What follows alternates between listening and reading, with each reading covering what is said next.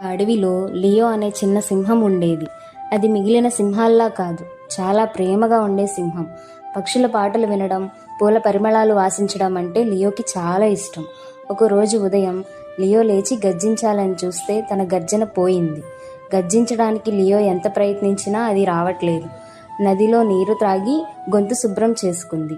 పక్షుల ముందు గర్జించడానికి ప్రయత్నించింది, కానీ దానికి బదులుగా మ్యావ్ అనే శబ్దం వచ్చింది. అక్కడ ఉన్న జింకలు, కోతులు సింహం గర్జించకుండా ఎలా, ఇది అసలు సింహమేనా అని ఎగతాళిగా మాట్లాడతాయి. అది విని లియో చాలా బాధపడింది. తన గర్జనను వెతుక్కుంటూ అడవి లోతుల్లోకి వెళ్ళింది. ఆ ప్రయాణంలో అది ఒక చిన్న ఏనుగు పిల్లను మట్టిలో ఇరుక్కుపోవడం చూసింది. ఆ ఏనుగు పిల్ల నన్ను బయటికి తీయవా అని అంటుంది.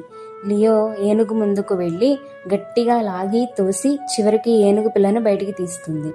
అప్పుడు ఆ ఏనుగు ధన్యవాదాలు తెలుపుతూ, నీకు గర్జన లేదేమో గాని నీకు ధైర్యం మాత్రం చాలా ఉంది అని అంటుంది. తర్వాత లియో ఒక చెట్టు క్రింద పడిపోయిన పక్షుల గూడు చూస్తుంది. ఎంతో జాగ్రత్తగా దానిని తీసుకుని మళ్ళీ చెట్టుపై పెడుతుంది. అప్పుడు ఆ పక్షులు ధన్యవాదాలు తెలుపుతూ, నువ్వు నిజంగా చాలా మంచి సింహానివి అని అంటాయి. ఆ రోజు సాయంత్రం లియో ఒక కొండపై కూర్చుని సూర్యాస్తమయాన్ని చూస్తుండగా అకస్మాత్తుగా దాని గుండెలో నుంచి ఒక గొప్ప గర్జన వినిపించింది. ఆ శబ్దానికి అడవి మొత్తం నిశ్శబ్దమైంది. అన్ని జంతువులు వచ్చి లియో, నీ గర్జన తిరిగి వచ్చింది అని ఆనందించాయి. లియో నవ్వుతూ, నాలో గర్జన ఎప్పుడూ ఉంది, కానీ నేను నా మీద నమ్మకం మర్చిపోయాను అని అంటుంది. అప్పటి నుంచి లియోను కేవలం గర్జన ఉన్న సింహంగా కాదు, మంచి హృదయం గల సింహంగా గుర్తించారు.